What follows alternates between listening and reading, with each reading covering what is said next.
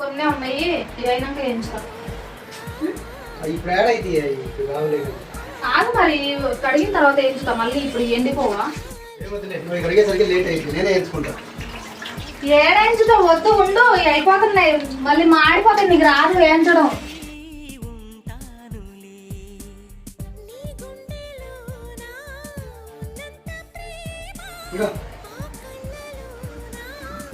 బాగానే చేసిండ్రా డాడీ.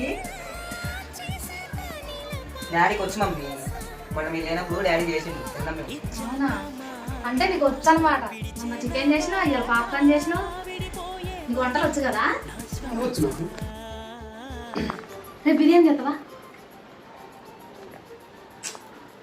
అందుకే ఆడవాళ్ళకి వంట చేసి కట్టకూడదు.